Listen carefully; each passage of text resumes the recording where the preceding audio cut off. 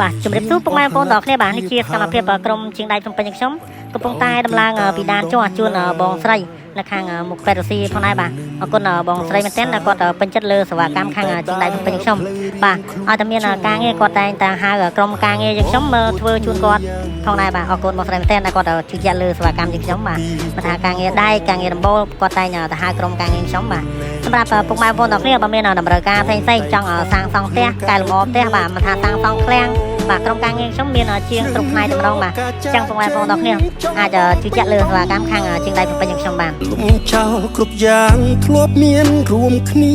កន្លងធ្វើជាអ្នកដទៃបើគេសួរអូនបាត់បងទេណាប្រាប់គេចោលថាបងសាវ៉ាមានអ្នកថ្មី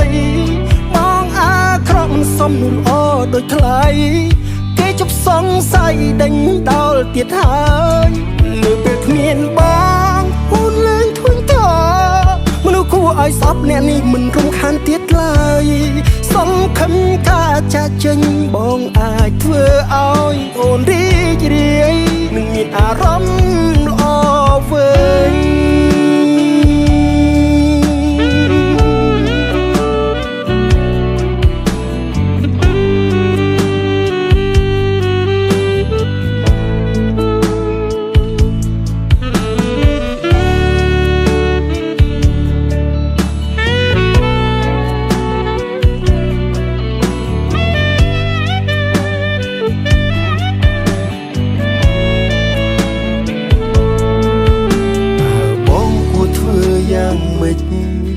ទើបអាចគេចេញផុតពីកំហុស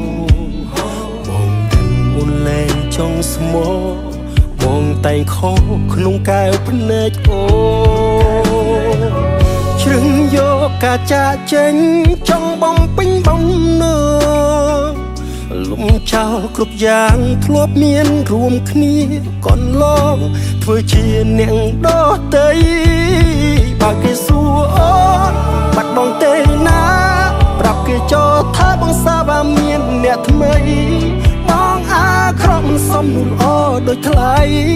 គេជប់សង្ស័យដេញដល់ទៀតហើយនៅពេលគ្មានបងអូនលែងធុញទ្រារមនុស្សគួរឲ្យស្អប់អ្នកនេះមិនរំខានទៀតឡើយសំខាន់ការចាក់ចេញបងអាចធ្វើឲ្យអូនរី